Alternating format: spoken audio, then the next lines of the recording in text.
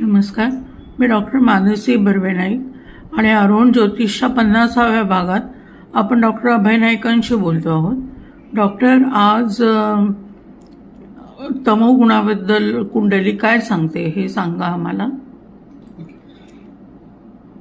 तमगुण हे सर्वात शेवटचं आहे.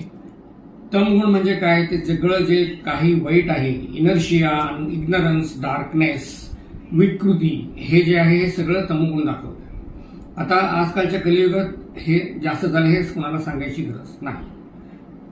दुसऱ्याचं चांगलं बघवत नाही आणि जर तर चांगलं होत असेल तर मध्ये जाऊन आडकाठी घालायची, हे जे गुण आहेत ते सगळे तामसिक गुण आहेत. हे असावेत की नसावेत हे प्रत्येक जातकाने ठरवायचं आहे.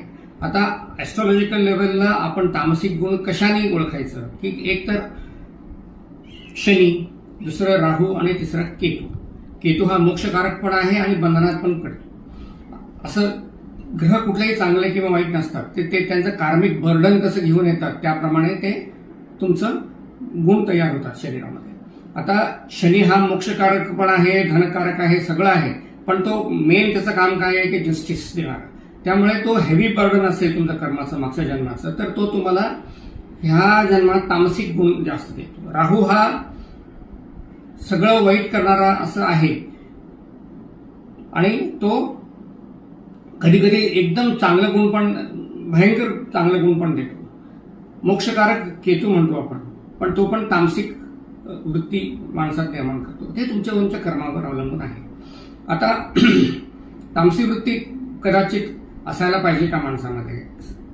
एक गोष्ट अशी आहे की रेस्ट पाहिजे असेल माणसाला तर आपण ते तामसामध्ये जातो, कारण रेस्ट, इनर्शिया हे पाहिजे रिकव्हरी होण्यासाठी. आता त्याचा अतिरेक झाला ते पण वाईट. आणि कायम तुम्ही जर रेस्टलेस राहिला म्हणजे रजोगुणाचा प्रादुर्भाव असेल, तुम्हाला झोप येत नाही, रेस्टलेस, डोकंदुखी, अंगदुखी, शारीरिक व्याधी होतात आणि मानसिक व्याधी पण होतात, मनोविकार होतात. रेस्ट पण पाहिजे, अग्रेशन पाहिजे आणि समत्वभान पाहिजे, म्हणजे सत्वगुण पण पाहिजे. ह्या तिन्ही गुणांचं संमेलन जर व्यवस्थित असेल तर माणूस, जीव जो आहे शरीरात आता जन्मात आलेला आहे, तो आनंदी राहतो. आता सत्वरज तम कोणी पाहिजेतच का? Yes, they are required. आता त्याचा उपयोग कसा करायचा त्याच्यासाठी आपल्याला ज्ञान पाहिजे, आणि ज्ञान हे कोण देतं? गुरु देतो. तो गुरुचं किंवा नामस्मरण करणे हे फार महत्वाचं दिलेलं आहे. जे मानतात ते मानतात, नाही मानतात ते नाही मानतात, त्यांचा प्रश्न आहे. आता ह्या तिन्ही गुण खूप महत्वाचे आहेत. आपल्याला पुढचं आयुष्य हे आपल्या हातात आहे. ते तुमचं आयुष्य चांगलं करायचं असेल तर त्यांचा योग्य तो वापर करा. हे इन्स्ट्रुमेंट्स आहेत. They are not anything, they are weapons given by